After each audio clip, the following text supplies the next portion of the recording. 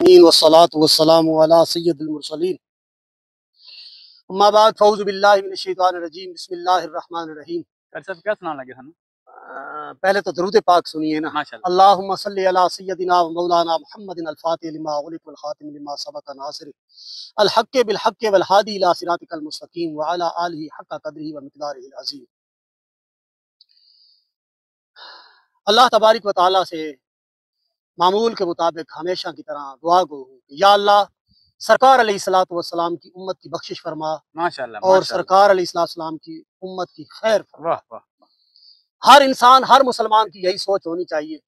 और ये देखे ना कितना बड़ा एक वाकया है करबला आपके सामने आंखों के सामने।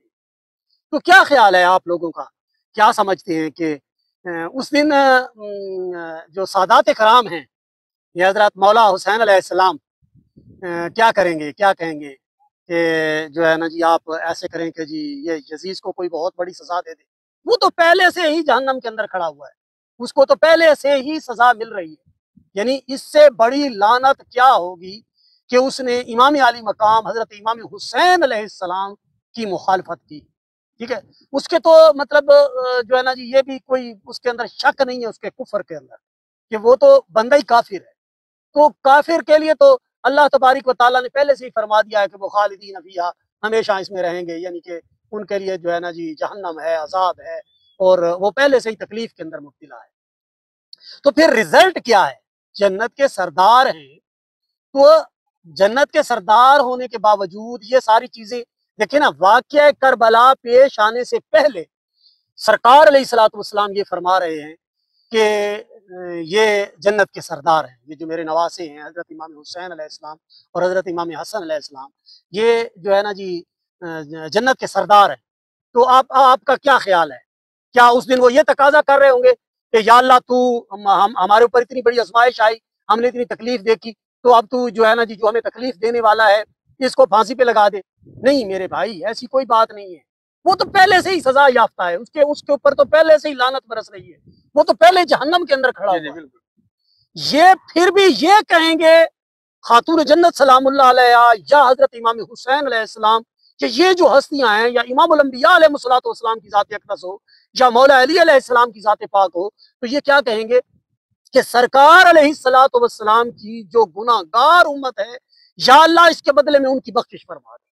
माशाल्लाह माशाल्लाह। और ये याद रखिए, मैं पहले भी कई विलागों के अंदर ये अर्ज कर चुका हूँ कि जब जन्नत का दरवाजा खुलता है ना जी अब्दुल गफार भाई, ये बुजुर्गों के पास बैठने से और किताबें पढ़ने से फिर ये इन चीज़ों का पता चलता है।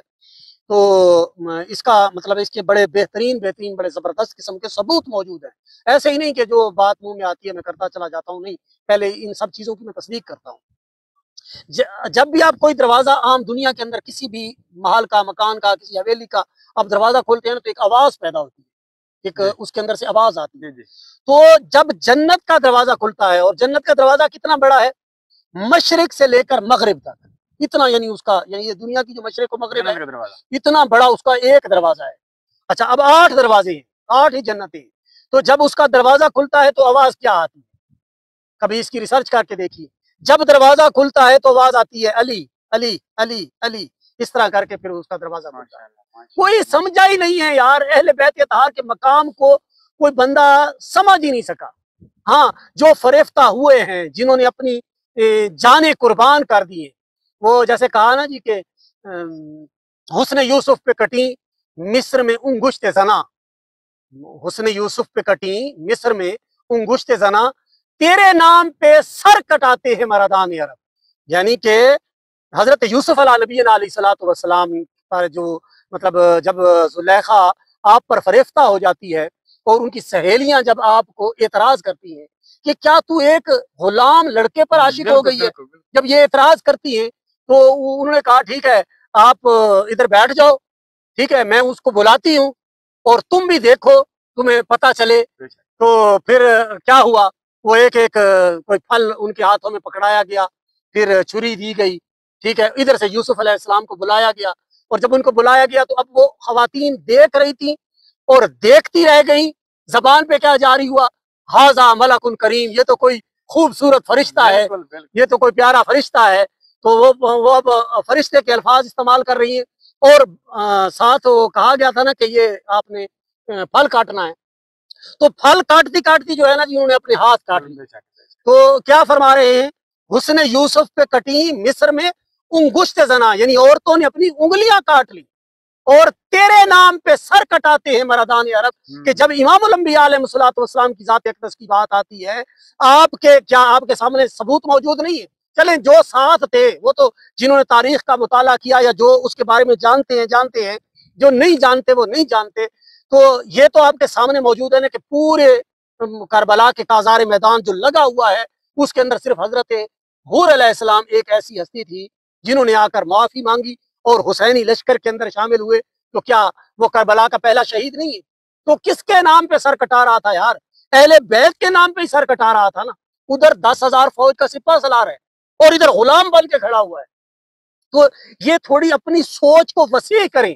اچھا، میں نے کئی مرتبہ اہل سنت کے کچھ لوگوں سے سنا ہے کہ جب شہادت بیان کی جاتی ہے یا ان پاکیزہ ہستیوں کا، ان نفوس قدسیہ کا جب ذکر کیا جاتا ہے تو ان کی زبان سے یہ بات نکلتی ہے جی کہ یہ تو پھر شیعت کو تقویت ملے گی۔ تو یہ نکل آؤ یار، اس فرقہ واریت سے نکل آؤ اور یہ سمجھو کہ ہمارا مقصود کیا ہے، ہم آئے کدھر سے ہیں اور ہم نے جانا کدھر ہے۔ دیکھو اللہ تبارک و تعالیٰ نے واضح طور پر عبدالغفار بھائی فرمایا نا کہ انا للہ و انا الیہ راجعون، ہم اللہ ہی کے لیے ہیں اور اسی کی طرف لوٹنے والے ہیں۔ وہ میرے بھائی ہم اسی کے بھیجے ہوئے ہیں، اللہ تعالیٰ کی ذات نے ہی ہمیں پیدا کیا ہے اور ہمیں لوٹ کر بھی پھر اسی کی بارگاہ میں حاضر ہونا ہے۔ کون ایسا دنیا کے اندر کافر ہو یا مسلمان ہو، شیعہ ہو یا سنی ہو، کسی بھی مسلک سے کوئی بھی جس کو حضرت انسان کہا جاتا ہے، کوئی انسان یہ دعویٰ کر سکتا ہے کہ وہ یہ کہے کہ جی میں نے مرنا کوئی نہیں، موت کا کوئی انکار کر سکتا ہے؟ یہ واحد ایک ایسی چیز ہے، موت واحد ایک ایسی چیز ہے جس کے اوپر کافر اور مسلمان بھی ایک ہی پیج پہ کھڑا ہے۔ یعنی نصرانی ہے، یہودی ہے، عیسائی ہے، کوئی بھی مذہب، 4200 مذاہب اس دنیا کے اندر پائے جاتے ہیں اس وقت، تو تعداد بھی کفار کی زیادہ ہے، یعنی ہے تو اس میں سے 1.25 ارب یا 1.5 ارب صرف مسلمان ہیں، باقی سارے کے سارے کافر ہیں۔ تو لیکن اس بات کے اوپر اتفاق ہے کہ ہاں جی مرنا ہر کسی نے ہے، کل نفس ذائقۃ الموت۔ تو اب آپ کیا کہیں گے کہ قرآن کی یہ آیت کے اقراری کافر بھی ہو گئے، کافروں کو بھی ماننا پڑے گا کہ ہاں جی مرنا تو ہے۔ تو اس کے ساتھ ایک جملہ ہماری اس بر صغیر کے علاقے کے اندر عام طور پر ایک جملہ بولا جاتا ہے کہ مرنا ہے اور اپنی کرنی کا پھل بھگتنا ہے۔ تو یہ دیکھ لو، بروز محشر پتہ چلے گا کون بندہ کھڑے ہو کے حضور سلطان العارفین برہان الواصلین رحمت اللہ تعالی علیہ کی تعریف کر رہا تھا، حضور داتا علی حجویری کی تعریف کر رہا تھا، کون حضور غوث اعظم رضی اللہ تعالیٰ عنہ کی تعریف کر رہا تھا، کون حضرت امام حسین علیہ السلام کی تعریف کر رہا تھا، کون حضرت امام حسن علیہ السلام کی تعریف کر رہا تھا، کون امہات المومنین کی تعریف کر رہا تھا، کون صحابہ کرام علیہم رضوان کی تعریف کر رہا تھا، کون انبیاء کرام علیہم السلام کی جو ہے نا تعریف کر رہا تھا، کون اللہ کی تعریف کر رہا تھا اور کون ان کی مخالفت میں باتیں کر رہا تھا۔ تو یہ تو کل چٹھا کھلنے والا ہے، یوم حساب کے دن سارا کچھ ہر چیز کھل کے سامنے آ جائے گی۔ کیوں؟ انا للہ و انا الیہ راجعون، ہم اسی کے لیے ہیں اور اسی کی طرف لوٹنے والے ہیں۔ آج نہیں تو کل ہمیں مرنا ہے اور اس کے حضور حاضر ہونا ہے۔ اپنی سوچ کو بدلو، اور خدا را مسلمانوں سے میں مخاطب ہوں، مسلمانوں سے میں یہ ساری باتیں کر رہا ہوں کہ اپنے یہ انداز جو تم نے اختیار کیے ہوئے ہیں، جو تم نے الگ الگ اپنی مساجد بنائی ہیں اور اپنے ایک ایک گھر کے اندر یار فرقے بنے ہوئے ہیں، ایک بندہ جی وہاں پہ دیوبندی ہے، دوسرا بریلوی ہے، ایک شیعہ ہے، ایک اہل حدیث ہے، یعنی 4 بھائی ہیں تو الگ الگ مذہب اختیار کیے ہوئے ہیں۔ بھائی مسلمان کہاں گم ہو گئے؟ مسلمان کہاں پہ ہیں؟